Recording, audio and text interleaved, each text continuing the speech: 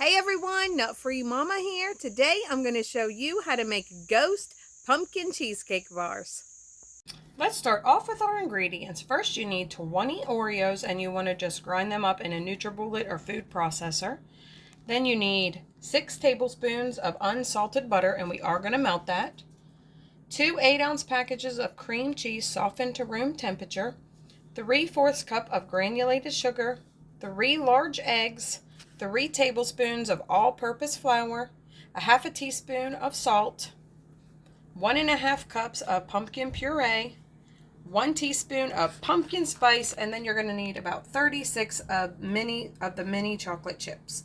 So let's go ahead and get started. We are going to preheat our oven to 350 and line an 8x8 or 9x9 baking pan with parchment paper and set that to the side. Melt your butter in the microwave, and then we are going to add that to our cookie crumbs. And then we're going to press it into the bottom of our prepared pan. My crust is all pressed down in my pan, so now we need to get this into the oven for 12 minutes. While the crust is baking, we're going to get to work on the cheesecake. So we've got our cream cheese, sugar, and eggs in here, and we're just going to beat those with an electric mixer until they're combined.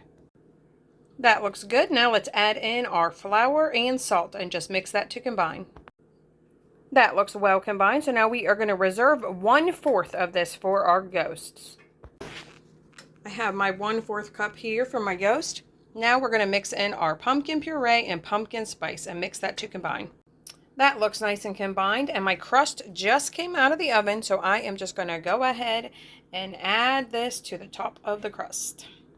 My pumpkin cheesecake layer is added, and I took my 1/4 reserved cup and just made 9 little dollops of the cream cheese mixture for the ghost.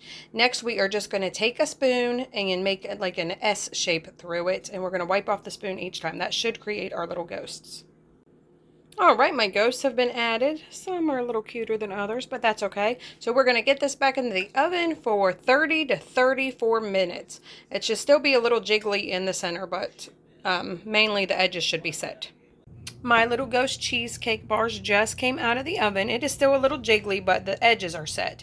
So we are going to let this cool completely, and then we're going to cover it and put it in the refrigerator for 2 hours to set up completely before we add our mini chocolate chips for the eyes and mouths. Alright, after my dessert cooled, I went ahead and covered it and put it in the refrigerator for 2 hours. And then when I covered it, I kind of messed up one of my little ghosts here, but that's okay. So now we are going to use the overhangs and just remove it and cut it into the bars, and then add the little eyes and mouth for the ghosts. Alright, I cut my cheesecake bars and I added my eyes and my little mouths there. They look so adorable, but these do need to set up longer. I don't think that 2 hours is enough time because mine are still a little gooey, so I am going to put these back in the refrigerator probably overnight before I let Taste Tester have a little taste. But I just wanted to show everybody how adorable they are. Hey, Taste Tester. Hi. Have a little taste. Okay. That's not for long. That's good. Do you like it? Yeah. All right, everyone, come back and see us again. Don't forget to like and subscribe. Like, subscribe. Bye.